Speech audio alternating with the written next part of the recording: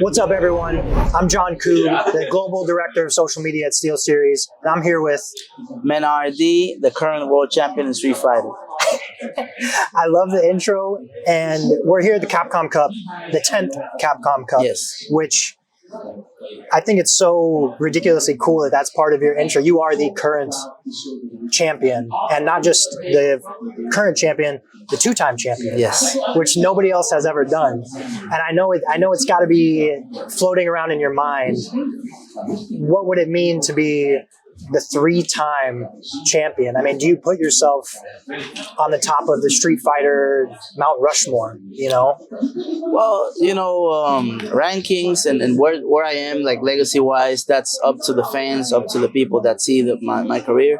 I just have to work really hard to be number one, no argument, and I'm only 24, so I don't only want to win 3, I want to win, 30 if it's possible. So I just have to keep going, keep working hard, and yeah, like legacy-wise is people that decide that. I cannot rank myself, not yet.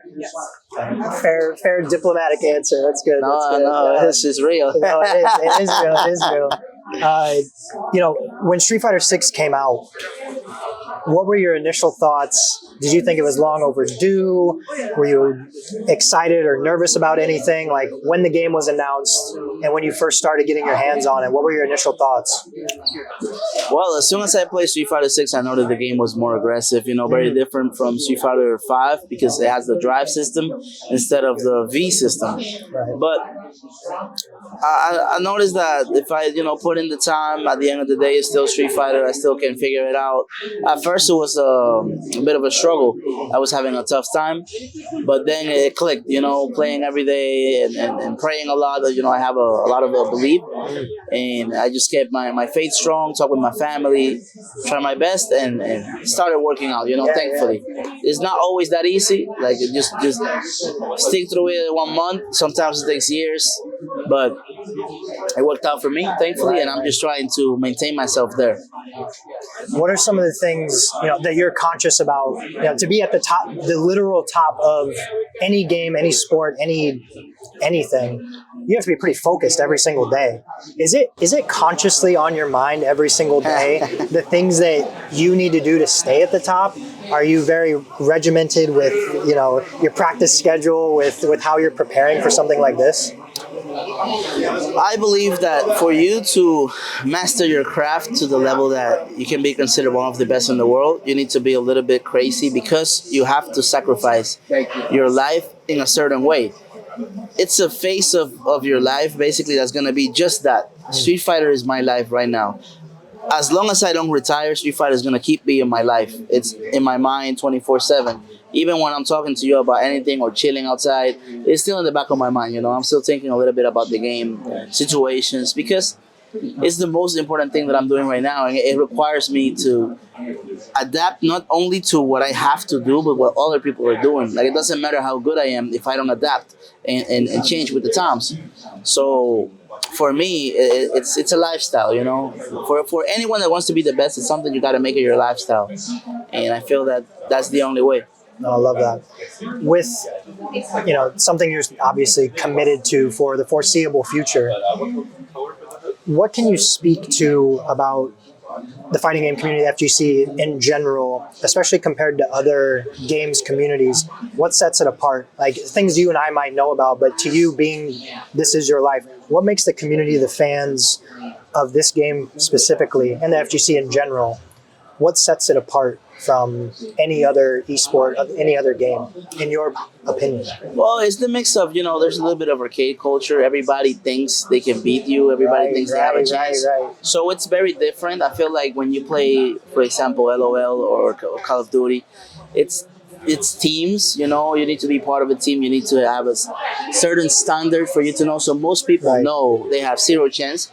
In Street Fighter, in reality, is very similar. Most people don't have a chance, but they don't feel that way. It makes it really exciting. We have open brackets. Everybody goes saying they're trying to take Daigo out. They're trying to take the best players out. So it's really interesting. Like, there's the respect and the admiration from your fans. but there's also that bit of competitiveness. Like Yeah. you can be my fan today, and then tomorrow I gotta meet you in bracket. So it's very interesting, very dynamic, and it makes it pretty special. Right. It's like I was getting a haircut earlier this week before this. Talking to my barber, said, "Yeah, I'm going to this event in LA for work. It's a Street Fighter tournament, $1 million prize for the first place, $2 million prize pool." He said, "Wait, Street Fighter?" He's like, "The arcade game, Street Fighter." It's like when you have conversations with people who don't know who you are or who aren't familiar with esports, the prize pools, etc. Do you ever reveal how deep into it you are? Or how do you respond to people that question that? I don't. I don't think it's easy to explain because it's something fairly new. Esports. Right. If I say I play video games every day, they're gonna be like, okay, you're crazy. You took the hobby too far. Right. No, but I make a lot of money from it, and it's like, okay, then you're cheating the system. Like you're not really doing anything. You're just playing games. So it's a little bit of it's tricky unless the person has like an open mind and understands and knows what this is about. Then it will be easier. But most people don't know what it is about. So I try to educate a little bit, and then slowly, if they see tournaments, when they see the product, they're like, this is amazing. I want my son or my brother, or I want to do it. But most people that don't really know about esports, then I just keep it basic. It's like similar to sports. It's digital, and you can like, here's the link, check it out. That's the furthest it can go. What's speaking of other games, you mentioned League of Legends, Call of Duty. What's another game that if you weren't pro in Street Fighter, you think you would potentially be able to get into and compete at a high level? I'm not going to say necessarily you could go pro immediately in another game. Obviously, as you know more than anyone, it takes a ton of work. But what's the game that you would feel most confident in outside of a fighting game competing in? Halo. Halo. I will 1,000% with all the confidence in the world say, if I put in all my time in Halo, take maybe a few years, but I'll be one of the best in the world. That's a good clip. I'm just saying that's a damn good. I really appreciate that answer. And it's been Street Fighter only for at least the past year, right? As far as like the actual time. Yeah, the past few years actually, it's been almost 10 years of just Street Fighter. Right. I mentioned at the beginning of the conversation, Street Fighter GOAT. Some people. There's different people on that Mount Rushmore. Who was someone that you were looking up to, or a couple names that you were looking up to, when you were first starting out? Like, who was someone that you wanted to emulate, either their career of, their style, anything, the way they handle themselves?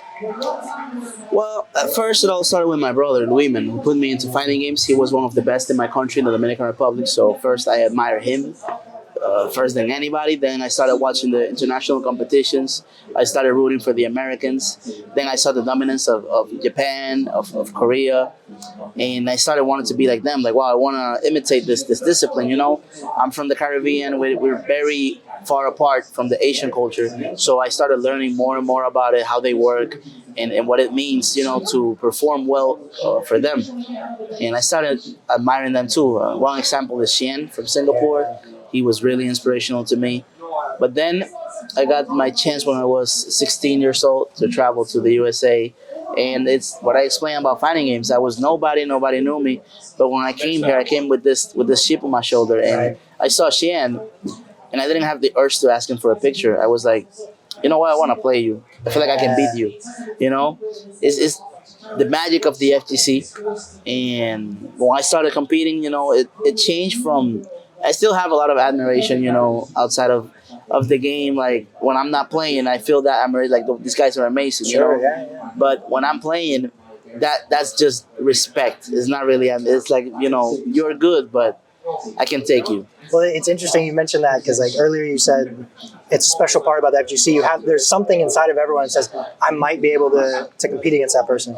But for the chosen few, the people that with the determination, the grit, everything that you have, like, it's not just admiration. It's actual. This is my competition. Yeah. Right. With the prize pool that's here, what's that mean to your family, your team around you? Is that in your mind when you're thinking about this, the impact that amount of money has, or is that just that comes with it. Like, how do you explain that feeling? Is that part of the mindset at all? No, yeah, the second thing you said, it's like that. You know, Yeah. the money, when you're gonna play, you can't think about anything external, the reward, because you're gonna get pressure. You know, Right. and oh, I'm playing for $1 million.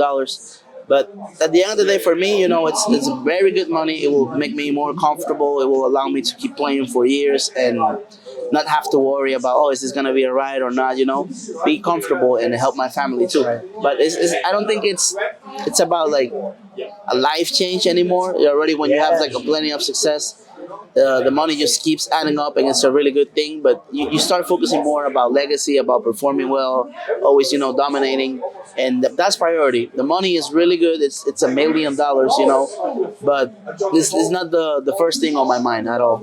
Love that. Then last question. What's an overrated food in the States, in your opinion, since you've lived here, that people love or talk about all the time that you don't think is that hype? In and out, the most overrated thing I've ever had, and the argument they give me is no, because it's cheap and you know it's good, it's so consistent. Bro, I asked if it was good. I didn't ask. Like I don't want a deal. You know, I don't want to. I can make a burger at home. It's gonna be consistent too. Man, Mena, thank you so much for your time. Super appreciative. Thank Good you, luck the Josh. rest of the weekend. Thank you so Seriously, much. seriously appreciate you, man. Thank you. Hey.